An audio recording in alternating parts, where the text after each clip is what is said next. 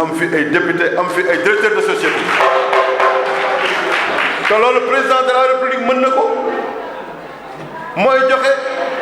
te dañ koo jox kon suñ ko laajee normalement war na noo jox yéen ñi nga xamante ne bi yéen laa yóbbante loolu ñi ngi ak Pape Momar bëgg naa lii ngeen waxal lu ko président de la république parce que président nit la rek comme ñun titre la rek ak garab la gu meññ jaboote nu war a xam suñu gëdd war a xam fan la ñu féete ñun Tivaouane dana war a nekk bànqaas bi nga xam moo gën a am importance ci kanam président de la république parce que ñoo ko liggéey c'est pas la première fois ñu koy liggéeyal tey jii nag suñ ko dee liggéeyal ndax yàlla ak ndigal ñu koy liggéeyal ba mu tey jii yàlla may ko ndam vraiment jeunesse bi ñun amuñu leen lu leen di fay lu dul jaajëf.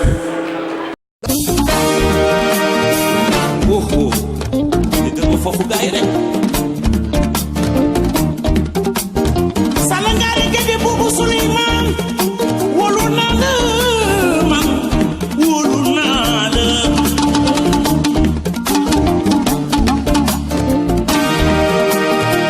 Qu'est-ce que tu veux? Je veux vivre, rester libre, je veux m'envoler vers le ciel. Ndam li fi amoon daaw tollanti la ñuy xaar ba tey.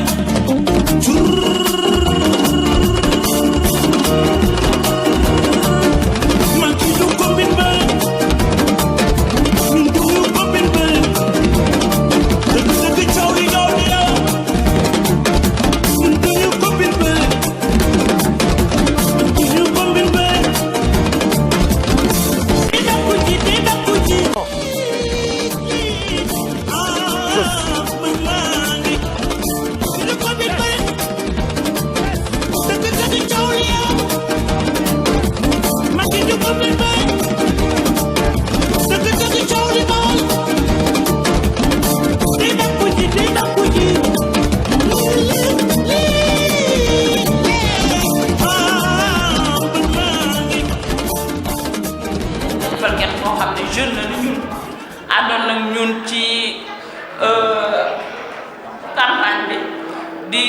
jël xaalisam di ñuy jox di ñu jëndal ay boisson lu nekk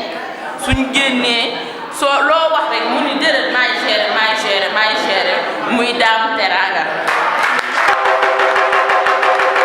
léegi nag ñun jeunesse bi yëpp ñoo àndandoo di ko sargal di idée bi nag di lu rafet jóge ci Ndeye Fatou Ndiaye be jàmbaar la xeexkat la te aussi bu tooyee rek tooy na waaw Dame Teranga Dame ambiance Dame aj den loxo yi waaw doomu ndeyu ulay la puissance. waaw cadeau bi bu ngeen gisee ñu bëgg koo dajji ci seen kanam Dame yàlla dafa def ñu bari dañ koy gis ci biir muy ambiance te xamuñu ko Mame Cheikh Marouba Gueye yàlla dafa dogal mooy 11e seexu Serigne Touba mooy maamam beneen bi ci topp li tax ñu woo sunu jëwriñ ji jàmbaar ji di Père Modou Ñing pour mu jox ko ñoom dañoo bokk bii xam fu nu jëm moo tax lii bi ñu ko defaree ñu ni kenn du ko jox bu fi ministre nekkoon moo koy jox mais le représentant di Père Modou Ñing mii toog ma bëgg ngeen tàccu ñu dindi cadeau bi ci kanamu ñépp mu joxal ñu ko. waaw Adama li nga wax rafet na ndeysaan Dame Teranga mérito na lu ne waaw Père Modou Ñing ngi noonu sunu kilifa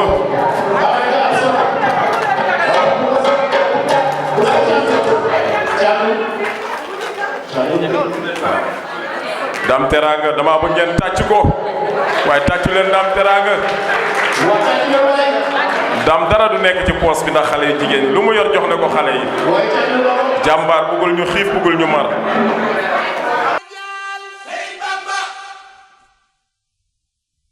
Sëriñ Tuuba yow yaa dara jaal nit ku ñuul ba ngeen di ko naw ndax tubaab yi dañ ñu woon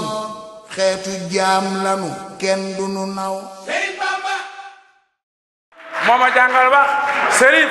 mooy sama communicateur traditionnel Serif laa gëm ci communicateur waaye bu dee politique nag jënd jëmm laa ci gëm muy Khalifa Ababacar Gaye le coordinateur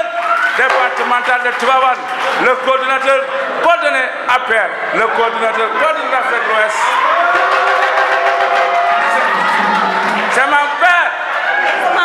C'est mon père. C'est mon Khalifa Ababacar Gaye, mon père. Mon fils qui remercie cette trophée. Khalifa Ababacar Gaye, l'enfant de Tivaouane, l'enfant de Ndianokoum, ouais, c'est mon frère.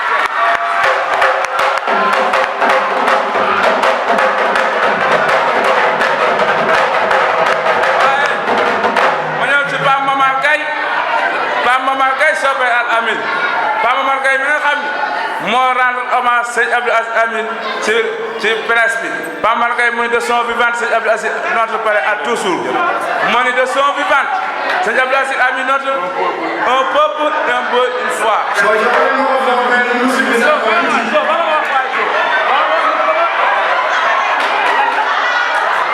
damay bàyyi wax soo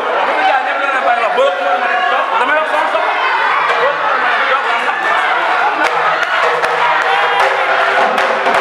Dame Teranga sama xarit Dame Teranga sama nidol waaye Dame Teranga référence de politique de Benno Bokk Yaakaar de Tivaouane waaye El Hadj Mbengue Diop Ndok TV El Hadj Mbengue Diop sama xarit El Hadj Mbengue Diop communicateur traditionnel de Ndok TV El Hadj wóor na maam Cheikh Fall ma yaakaar télé bi Ndok TV dina doon télé man Baye Fall bi maa la ko ñaanal ndax Baye Fall bi El Hadj dama communiqué Ndok TV man donc maa ci dem ci jeunesse bi bépp daam mi namal nañ ko toofe mais daam yow koo gëm ci politique daam koo gëm dana ñu mag la rek barke Seydina Mohamed daam mi yii ngeen demee ñëpp ma leen gëm billahi loolu muy leen ëpp la ma ci jiit ëpp la ma ci ragal daam ñoom ñi ngeen name man namewul ma mais man lii ñu ma name tey papa ci yow laa koy commencé lii ñu ma name fekk ma fii feete la salal la Khalifa Ababacar salal la Khalifa Ababacar c'est mon référence Khalifa Ababacar Gaye le coordinateur communal départemental de Tivaouane Khalifa Ababacar Gaye mi nga xam ne ak maasam moo ci raw Khalifa Ababacar Gaye mi nga xam ne moo toj mbindi ci jàngale toj Tivaouane gii ci jàngale doon fi inspection bi muy jàng moo fi njëkk a moo fi def candidat libre am bac mention Khalifa Ababacar Gaye moo ko am fii ci commune bi Khalifa Ababacar Gaye moo teg ballon équipe bii ne si sarak équipe bii ne Kayfour moo fi teg bal dem Thiès dak ko mënu ci kaw naan Khalifa Ababacar Gaye waaye du nuyu sama xarit sama yaay Fodil Sall Mariam Sall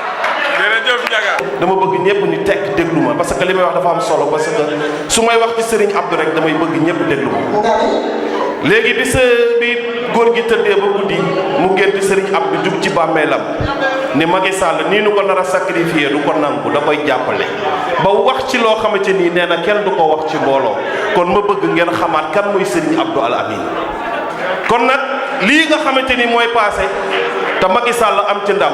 bu kenn yóbbante dara bu kenn wax dara Macky Sall lu mu defal Tivaouane boppam la ko defal mais bu ñu defalul dara it ñu gis ñu joxewaat neneen yoraat yeneen i xalaat ak yeneen i tànk. wax ji du bari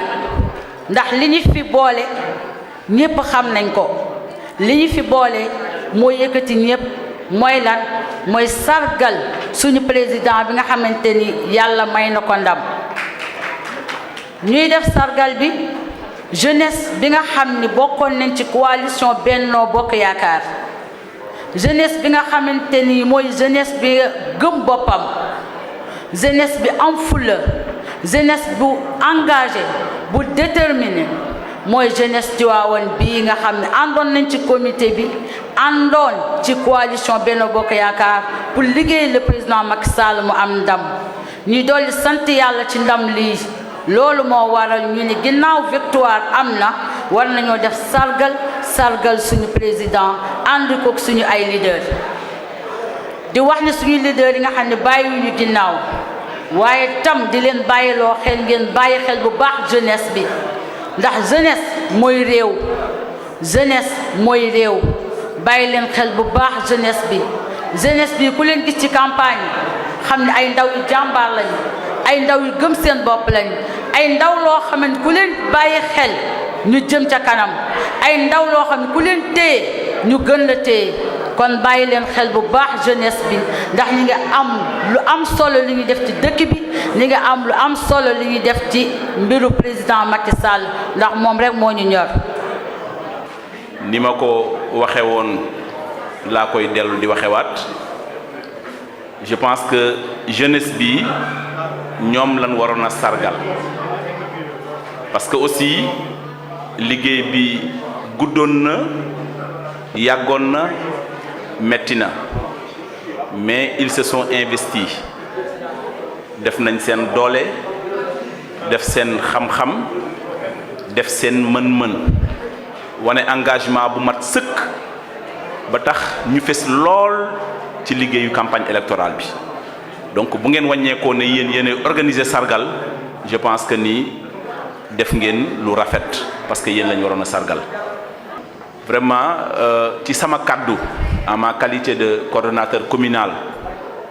ñu may ma gannaaw jeunesse bi parce que commission la woon comme commission yépp ñuy féliciter di sargal bu baax aussi commission yi nga xam ne ñoo composé woon ñépp comité électoral bi di beral cant ak ngërëm waa APR également mais tamit dinañ sant bu baax fi nga xam ni man fa laa bokk soqi koo fa muy CPGE bu honorable député Diop Sy je pense que ni mouvement yi ak parti yi nga xam ñoo ko composé woon vraiment li leen waroon def nañ ko ba mu mat sëkk xëy na pour bañ a guddal parce que aussi mu ngi bëgg a guddi te ñi war a jël kàddu ay la yéwén xëy na bari na donc par ma voix daal maa ngi leen di sant di leen gërëm di leen féliciter di leen ñaanal aussi li nga xam ni mooy mébét bi ngeen am ngir Tivaouane ngir aussi yaakaar bi ngeen am ci le président de la République Macky Sall yaakaar boobu bañ a tas te je pense que ni il l'a réitéré parce que bu nee dina joxe plus de 1 million d'emplois à l'endroit de la jeunesse dañuy ñaan jeunesse Tivaouane boobu ne sera pas véritablement absent de cette tablette yi nga xam ni moom la ñuy sargalee jeunes yi nga xam ni ñoo ko jàppale woon ñu ngi sant ñëpp bu baax di leen gërëm jërëjëf.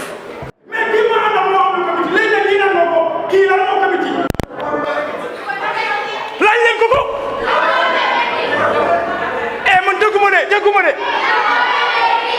man maa bàyyi àdduna man kii laa jàpp ñëpp laa ba parce que li ma mitee ma naqari li may gis ci réew mi neexuma man na maa bëgg man saa diplomatique mu am jub mais li ma gis ci réew mi yaa ma neex ki la neex ki ma ñor ñi ma saf duma ko nangu ci àdduna man décidé Tivaouane lu xew lan lay jàmbat ba muy jeex lan lay jàmbat man li may jàmbat mënu leen ko fee jëlee parce que da ngeen a judd seen baay fekk ko fi mu doon loo xam ne dafa sax si ñun. loolu jeex na tey moo tax ñu ñëw seet si la. yéen laay déglu. kay. billahi foo leen ma waxul wala ngeen fajal ma li may naqari bu boobaa di ngeen am problème ak man. yéen laay déglu vous avez la parole. voilà Pape boo gisee ñu seet si la tey ah xam nga ñun jeunesse Tivaouane. waaw. dañu ànd doon benn bi ñu àndee doon benn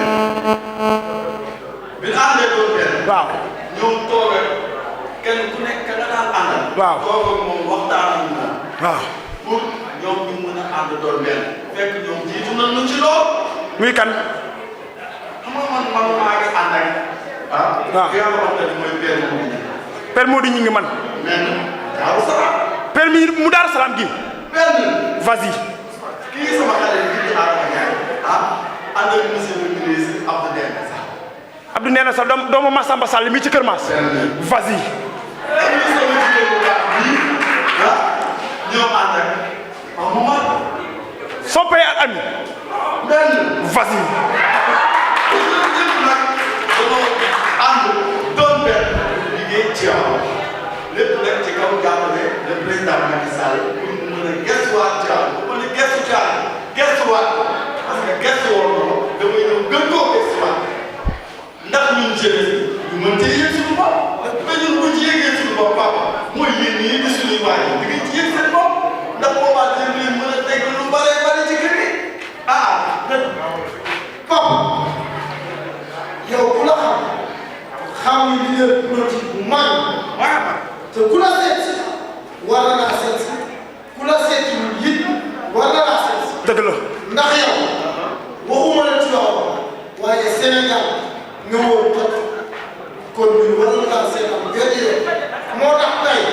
comme que ñun ñoo ñëpp ñoo ànd kii ànd ak benn moom ñi man ñi ànd ak benn kii ànd ak Pape Momar Gueye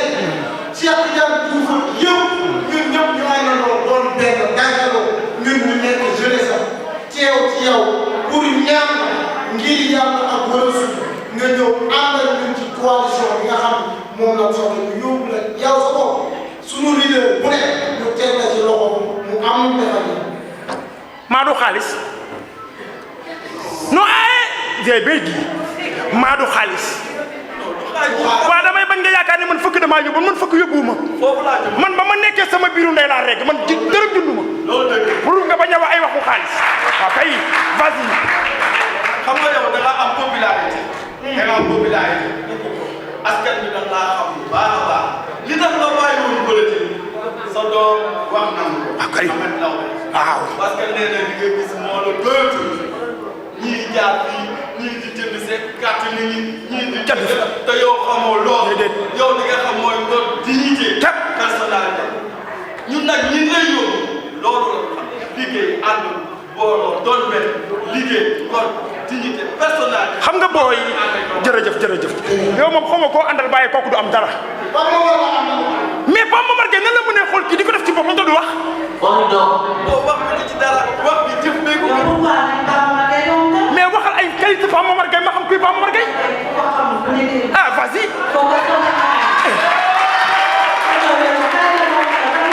maa ngi lay déglu ah ay waay Samba yéen koy xamoo leen moom maintenant wax ngeen seen soxla ba daggal xam ngeen commando Ndiaye mu asalem ancien jour kooku maa ngi moom dafa noonu lu ne ci stade municipal bi de Tivaouane da nga koy laaj kan mooy Ngom maa ko téye ci aksi bi faaj commando xam na ma Pape Momar Gueye dégg na ay xeetu baaxam parce que événement gàmmu wala màggal mu ngi togg ay sandwich ay moo xam sa ay spaghetti di ko jox les passagers mais c'est bien beau Cheikh Tidiane Diouf xol ba rafet na nitu daara la ba tax la muy Diouf moo ko jàngal kooku mënul soxor bu boree da koo jéggaane waaye jële bu ko këram Pape Momar Gueye dëkk Daaru Salaam moo di ñingi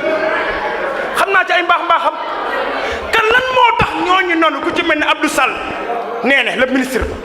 yow soxna si tellement lii ngeen yàgg na jàng yu feeñal kenn lii et alors léegi nag fu doon Pape Momar Gueye gi jël ko fu doon Pape Momar Gueye gi jël ko mu wax léegi comme vous la savez ma ni nit ku nekk na nga xam sa yoonu bopp man doole ma dugal de barki Sëriñ Bamba doole ma dugal waaw léegi xam nga lan waaw xam nga demee na waaw dañuy ànd waaw kenn par kenn waaw ñu dem ci Pape Momar merci beaucoup pare dem ci Ndéni waaw kay pare dem ci Père merci beaucoup ma wax leen lan lañu war a yore ëllëg réew mi waaw kay Le président de la République Macky Sall a promis 1 million d'emplois à la jeunesse du Sénégal. Et la population de Tivaouane en termes d'électorat représente 26 000 voix. Donc, en convertissant, on trouve 0,57%. Ce qui veut dire que sur les 1 million d'emplois promis par le président Macky Sall, la population de Tivaouane, la jeunesse de Tivaouane doit avoir 5 000 emplois. 5 000 emplois yi nag dafa war a ñëw sunu mag commando mu ngi may yóbbante man xaw ma woon ne c'est un grand orateur je pensais que dóor bal bi ci camp yi mu dugg rek la mën mais macha allah waxam am na solo mu ngi ñuy yóbbante maag peeru ñing mais yóbbante boobu dañ koy jëlaat teg ko ci loxo ministre Abdou Ndéné Sall Cette jeunesse-là est une jeunesse engagée. Cette jeunesse est une jeunesse dévouée. Et à travers vous, permettez-moi de dire mention spéciale à ces belles filles, ces belles dames, qui en les regardant, on ne peut pas s'empêcher de penser à notre première dame, Marième Faye Sall. Vous avez du mérite, vous avez beaucoup travaillé, vous avez beaucoup contribué à cette belle victoire du président Macky Sall. Ngañaay gi président am ci Sénégal ku gis ni mu demee di nga xam ne baatin dëgg dugg na ci. élection yi ba mu jubsee ku nekk tiitoon nga ku nekk jaxasoo woon nga kenn mënta woon a imaginer 58% loo xam ne c'est une première dans l'histoire du Sénégal président Macky Sall dina ko fi def. loolu nag dama ciy profito pour delloo njukkal nitu yàlla kooku nga xam ne nekk fi mais ñaanam feeñ na bu baax muy Serigne Abdou Aziz Al Amine. su ma ko tuddee également dinaa tudd le khalife général qui s'est engagé ci biir ak ci biti def na ci ñaanam engagé wu na ci te yaakaar naa ne victoire bii loxo Serigne Mbaye Sy Mansour ci biir. Elage yow mi nga xam ne yaa jaxasoog ñoom na nga leen transmettre les remerciements de toute la population de Tivaouane na nga transmettre remerciement wu waa APR waa CPJ waa CTD ñi nga xam ne ñoo formé woon la coalition gagnante parce que yeneen coalition amoon na fi mais c'est cette coalition là qui a assuré la victoire. C'est grâce à cette coalition que le président Macky Sall a obtenu 58% à Tivaouane. Et cette coalition-là mérite d'être récompensée. Cette coalition-là a montré des hommes de valeur. Cette coalition, encore une fois, a montré une stratégie qui a permis au président Macky Sall de remplir, d'avoir un deuxième mandat. Et ce mandat-là sera un mandat de travail. Ce mandat-là verra une récolte de toute la jeunesse. Ce mandat-là verra une récolte des femmes. Ce mandat-là va être couronné, Inch'Allah, de succès. Je vous remercie de votre attention. C'est vrai que victoire amna, mais victoire bi yéen liggéey ngeen ci liggéey bu am solo parce que politique li gën a metti généralement jeunes yi lañ koy jox te yéen dawu leen benn yoon ci coono yooyu mais loolu aussi su amee c'est parce que am na mag yu leen préparé tantôt wax kenn grand ñing 2000 dañu njëkk a ànd élection toujours dama koy rappeler bi ñu fiy jëlee Abdou Diouf ñun ñoo àndoon bon ak ñi mu àndal yépp y a aussi ay responsable ay kilifa yoo xam ne aussi li war ci taxawaay def nañ ko parce que campagne dafa metti li muy laaj dafa bëri jeunes yi pour ñu mën a joxe lu ñu am il faut nga am taxawaay boo xam ne moo ko jiitu te loolu macha allah le ministre Abdou Ndéné def na ci kéemtalaay kàttanam donc moom aussi dañ koy remercier ci taxawaay yi ci jàppale jeunes yi vraiment def nañ campagne ba mu jeex benn jeune buudewul benn jeune merul benn jeune xeexul benn jeune saagawul loolu aussi c'est des valeurs en tout cas à promouvoir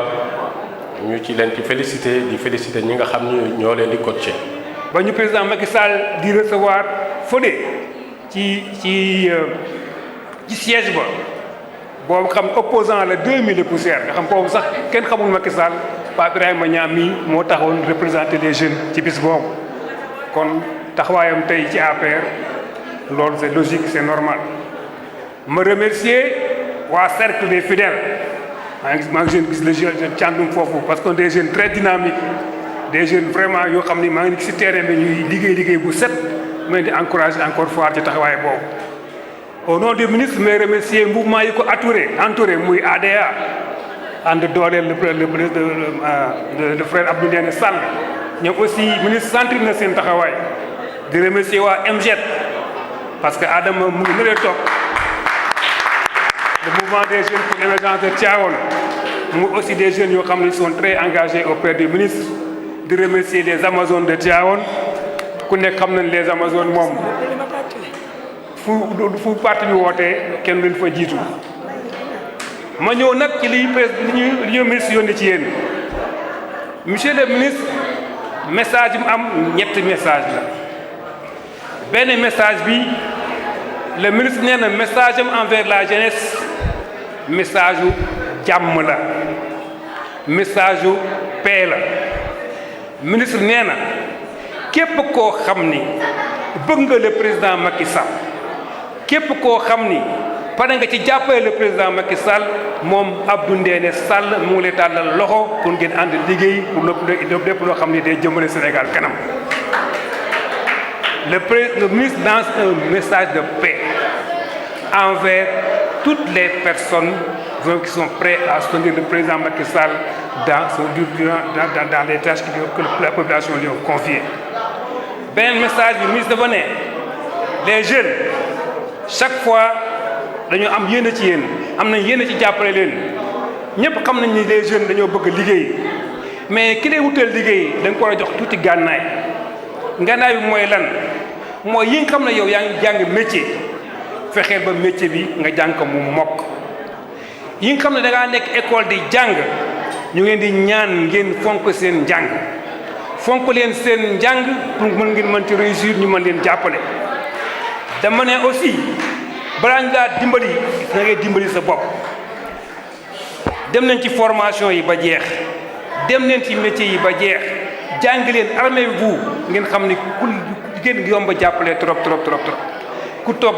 ci ruqam rek jàpp njàmburam naan liggéey yàlla mën na la may liggéey mais dina compliqué jox leen seen bopp arme bi mooy ngeen jàng jox leen seen bopp arme bi mooy boo leen nekkee ci jàng métier ngeen fulaal ko bu loolu weesoo message du président le ministre mooy élection présidentielle jàll na mais élection jeexul parti ñi nekk ñun ñëpp parti yi arrêté wul def na tey li muy ñaan jeunesse bi mooy li ngeen doon liggéey ci campagne électorale bi ngeen ànd joxante loxo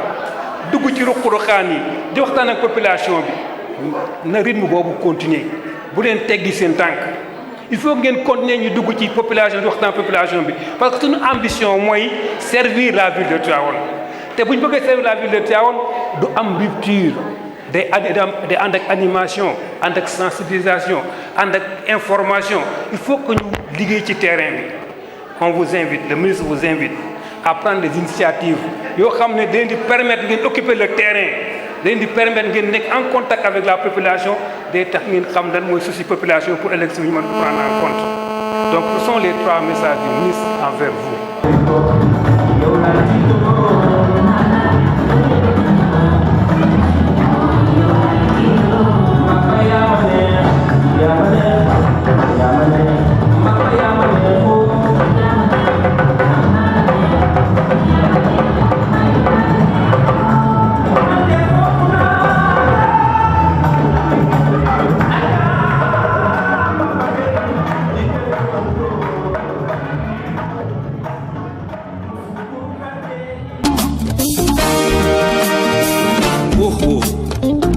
foofu gaay rek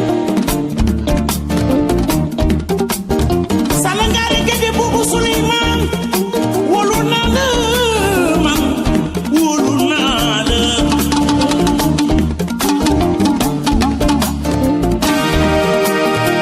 Qu'est-ce que tu veux? Je veux vivre, rester libre. Je veux m'envoler vers le ciel. Ndam li fi amoon